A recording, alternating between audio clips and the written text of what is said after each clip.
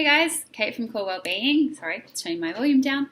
And yeah, these videos seem to be going really well. So thank you everyone for watching them and for sending me emails and comments. And it's always really funny because I just record what I feel is really relevant, themes that I've seen through my clinic, things that I just need to get off my chest. And it's nice to know that you guys obviously are also craving the information. So really happy to keep doing this for you. So yeah, keep emailing me, sending me messages on Facebook, whatever, however you can reach out, and just let me know what you want me to talk about because yeah, happy to do it. So today I want to have a chat about the oral contraceptive pill, actually really any hormonal contraception, but I'll particularly focus on the pill. And just to put it out there, this is something that I really dislike with a passion. Oh, that's my cat. So, yeah, the pill is really bad. There's not many sort of blanket statements that I make about health and wellness. Obviously, there's a lot of individual sort of requirements and differences, and people react differently to different things, but I really strongly dislike the pill, as I'm sure you'll come to realize. So, a little bit about what the pill does. Basically, I guess there's lots of things, and women go on it for a whole host of different reasons. And I do understand that sometimes when women are having really, bad period pain, some women, the pain that they experience is so horrific that, they can be vomiting, they can be passing out, they need time off work, and obviously those women don't want to be experiencing that level of pain, and especially not monthly. So when you go on the pill, basically what it's doing is shutting off ovulation. I'm sorry, I've just gotten home from my clinic, and every time I'm not here a lot, so as soon as I am here, he just wants to be like on me. Hopefully he'll sit down. So basically when you're on the pill, it completely shuts off your ovulation. Sorry. And what that means is when you're ovulating, your body then produces estrogen and progesterone, and you basically have this cycling of hormones. I'm so sorry. I know. It's like kind of funny, and I feel like I shouldn't start again, but hopefully he doesn't keep doing it. Sorry, let's start with what the pill's doing. So basically, when you're on the pill, it's completely shutting off ovulation. The reason it does that is so that you don't fall pregnant. So if you don't ovulate, you can't possibly conceive because there's no egg there to be fertilized. When you're not ovulating, however, it also is shutting off the production of your own hormones. So estrogen and progesterone are not going to be naturally produced because your body isn't cycling and getting, that feedback mechanism in order to have those hormones present.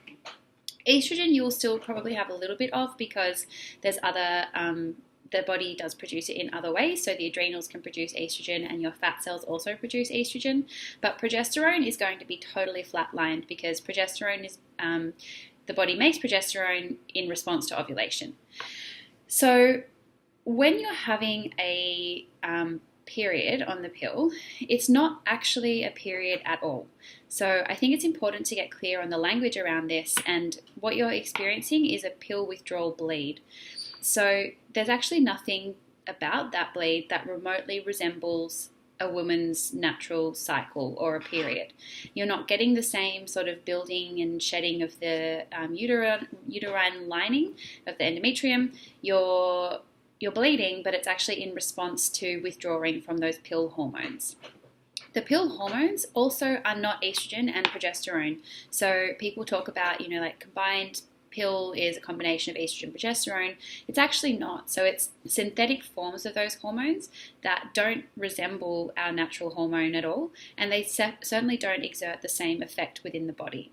So there's actually nothing about that pill cycle that is cyclical at all, or is similar to what our body would be doing without the pill.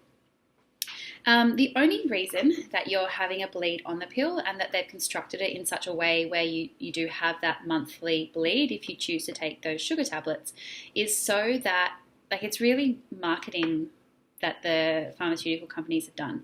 It's so that it mimics and kind of looks like a cycle. There actually was a period, and I'm not clear around the dates, I probably should have looked it up, before I started talking, but where the pharmaceutical companies experimented with having a pill on the market that actually was I believe you either had a bleed like every 6 months, or maybe it was like once a year, or never. I'm not clear, but it certainly wasn't once a month. And apparently it was not well received at all by the general public, because it seemed so unnatural to women to not be having that monthly bleed. So literally the only reason that you have that monthly bleed on the pill is so that it looks like your cycle, and it's marketing. That's all there is to it. Whole host of reasons why women go on the pill. Contraception, obviously, and maybe I'll do another video another time if you're interested about alternative contraception methods. And there is no, natural pill or anything that you can take that's going to prevent you from falling pregnant. There certainly are other methods of contraception that you can use. And I guess if we put things on a sliding scale of like good and no side effects to the pill and hormonal contraception, there's like things that sit in the middle there. So we can definitely have a chat about that at a later date. I get very upset and frustrated when I see women come to me, I guess, across different ages. So young girls who maybe have just started their period and have started experiencing whether it's breakouts or whether it's period pain or their cycle isn't regular, which I just want to add, it can take years for your cycle to regulate once you've started menstruating. So if you get your period and for the first time and you find that, after a few months it's not that regular, please don't be alarmed, and please don't go on the pill because you want to regulate your cycle. Your body needs time, so try to allow it that and just work, with your body. You can work with a practitioner, and there's things that we can do through diet and lifestyle and herbal medicine to kind of support you and to help your body regulate more quickly. But by going on the pill, you're never giving your body the opportunity to regulate naturally. So these pathways and those feedback loops that I mentioned, that takes time to kind of get ingrained into the body. The body likes patterns, and if you don't have that pattern, it's not like you get your first period and everything switches on and fires correctly. It has to come into balance, and it has to figure itself out. Sometimes I see young girls going on the pill for skin issues. Sometimes it is for period pain. Whatever the reason, I would say always be looking to investigate what's underlying that.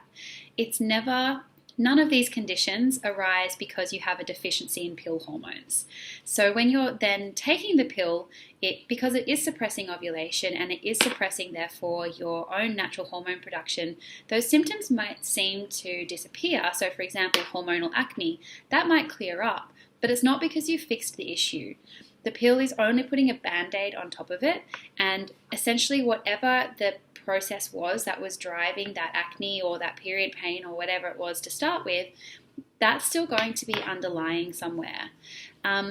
It's really difficult then. So for example, let's take period pain.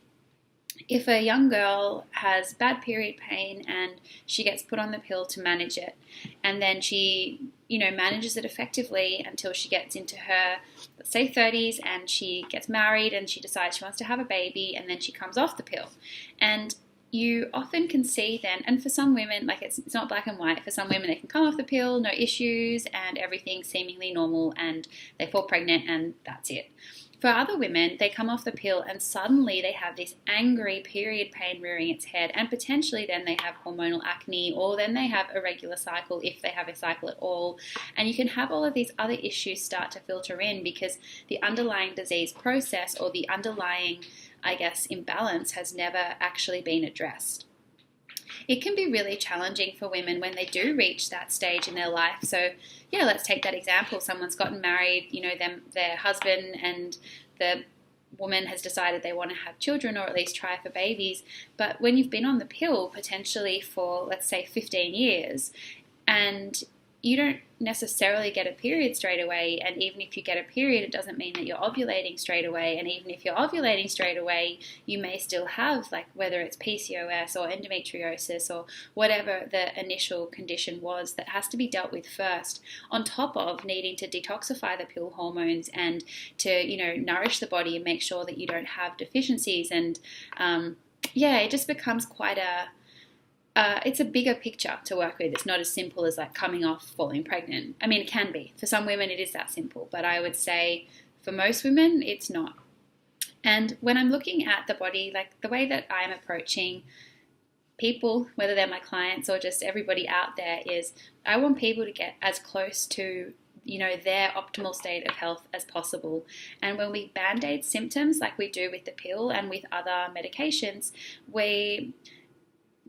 if you're suppressing that process, so whether it's an inflammatory process or autoimmune process, whatever it is in one area of the body, it can arise elsewhere. So you're never correcting those underlying imbalances, and you're never really, I guess, moving your body towards health, if that makes sense. Yeah, sorry. I hope that makes sense.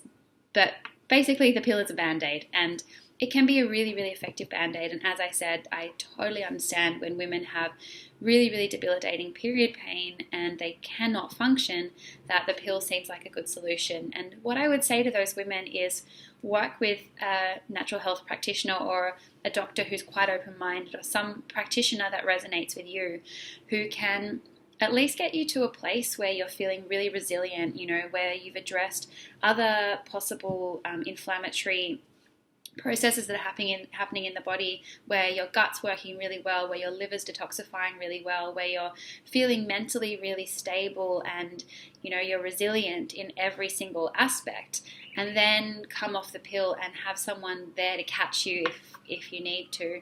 The sooner that you can get in and kind of support people through those symptoms, the better. So yeah, really have a think about why you are on the pill, or why you might have any sort of hormonal contraception, and ask yourself, is whatever the reason that you've gone on it, do you value that more than you value your health, and getting to the bottom of why you've maybe needed to go on it in the first place. There is just so many options that are available. There's so much that can be explored, and yeah, I just really, really encourage people to get informed and to understand what's going on in their bodies, not just around the symptoms that they're experiencing, but around what the treatment is that they're taking for those symptoms. There's very, very clear side effects of being on the pill. It definitely depletes you of some of your really key nutrients. It definitely increases the likelihood of things like clots, and it seriously amazes me, sorry, I try not to get too passionate, but can't help it. If you experience migraines, and particularly migraines with aura, so it is contraindicated to be on the pill. Your risk of stroke is significantly increased. This is in the medical literature. This isn't a weird naturopathic thing that I'm just throwing out there. And I can't tell you the number of clients that come to me for treatment of their migraines and they're on the pill and they've never been asked by their doctor or whoever it is that's prescribed the pill whether that's something that they experience. Yeah, the pill, it's really bad. I really, really hate it. I really hate it. So please, if you're on the pill, know that it's not the end of the world, and all we can do is be constantly taking steps forward. And what we didn't know before, like whatever, I was on the pill once as well, and when I say once, it was for a really long time. I think I was probably on the pill for about maybe 7 or 8 years. Oh yeah, maybe about that. And who knows, like I don't know if I was having side effects. What I do know is when I came off it, I was never like overweight, but when I came off it, I suddenly lost all this weight, and my best friend actually came off it at the same time. So we both were like just suddenly like losing weight to the point where we weren't like really underweight or anything, but people were like, what have you guys been doing? Because we both just like shrunk. I think it was for me, like I look back at photos and like, oh my goodness, I was so really puffy and I never felt good. I have had a long history of digestive issues. I struggled a lot with stress and anxiety and mood stuff, and who knows, like I can't definitively say like, yeah, it was the pill or no, it wasn't, but if I could rewind and not have ever been on it and not have made that option, I would, but the reality is I can't. So all I can do now is look after my body and do what I can to keep my hormones balanced, yeah, and I feel like I've been off it now for many years as well. So it's not that I have any long-term residual side effects. It can all be corrected very quickly and relatively painlessly as well. So think about it. Have a think about it and know that there's a lot of support out there and a lot that can be done to change the situation. So anyway, I want to keep this a little bit more brief than my last video, so I'll leave it at that, but there's so much more to be said about the pill and hormones. So let me know, reach out if you've got like particular areas about hormones or contraception or whatever it is that you'd like to know about, and I'm more than happy to film some more videos and to keep you guys informed so you can make the best decision for you and whatever's right for you and your health. But anyway, have an amazing weekend, and I'll chat to you guys soon. Bye.